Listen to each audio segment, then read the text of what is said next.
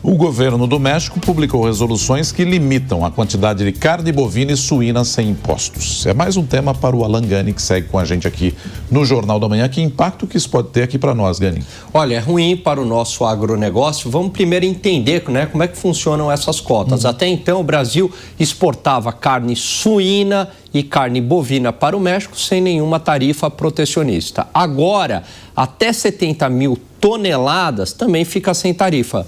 O que exceder 70 mil toneladas, aí entra uma tarifa de 20% para a carne bovina. No caso da carne suína, é 16%, o que exceder 51 mil toneladas. Agora, de qualquer maneira, nos prejudica, Nonato, porque, por exemplo, na carne bovina, o México representa a 5ª posição do destino das nossas exportações de carne. Ou seja, é um país que consome muita carne do Brasil e, no caso da carne suína, representa a 6ª posição. Vamos ver se as empresas aqui no Brasil, o lobby do governo brasileiro, consegue reverter essa tarifa protecionista, que evidentemente não é boa para o nosso agronegócio. Agora, Gani, tem um risco de um efeito dominó, ou seja, outros países adotarem essa mesma medida, né, salvaguardas, digamos assim, para proteger suas indústrias locais, né? Perfeita a sua pergunta, Soraya. O que a gente já observa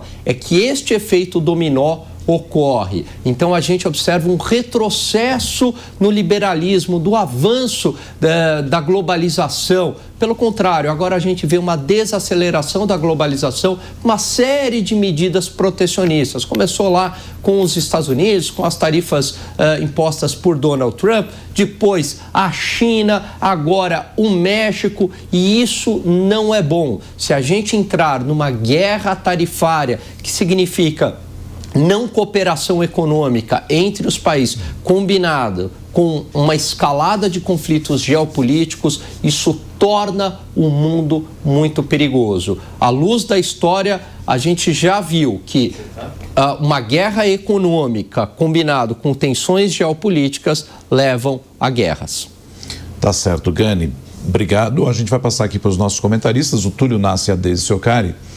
Ô Deise, isso vai ao encontro daquilo que você sempre diz, da gente tentar se antecipar, buscar outros mercados, buscar outras opções e não necessariamente ficar refém de apenas um país. É claro que muitas vezes você já tem tanto negócio com aquele país, que é o caso do México, que ele já tem ali uma participação muito forte, mas é importante estar de olho em outras opções, né?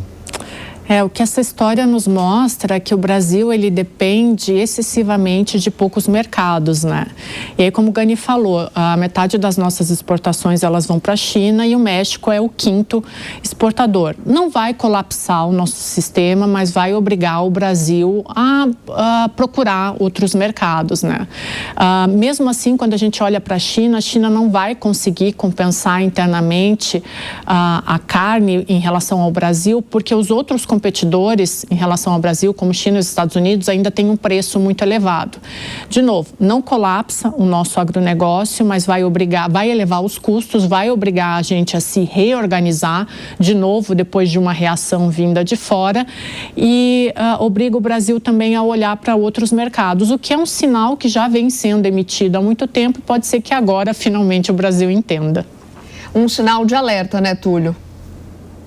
Com certeza, Soraya, um sinal de alerta. O mundo vive hoje o que é chamado pelos cientistas políticos de geoeconomia. Não é nem mais geopolítica, ou seja, o domínio do mundo não se dá apenas por território, se dá por questões econômicas. E o que aconteceu nesse assunto da carne no México tem ligação exatamente com a geoeconomia. Por quê? Quando os Estados Unidos anunciaram o tarifaço, inclusive em relação à carne brasileira, o que fez os produtores brasileiros, e em boa hora, começou a aumentar a exportação de carne para o México. E o México era uma entrada, uma porta de entrada para os Estados Unidos sem a questão da tarifa. O que aconteceu? O México passou a comprar muita carne do Brasil e passou a prejudicar internamente a sua produção em relação à competitividade da carne brasileira. Por essas e por outras, agora o México, depois dos Estados Unidos retirar a tarifa brasileira, passou a criar uma medida protecionista. E essas medidas protecionistas serão a tônica de um mundo dominado pela geoeconomia.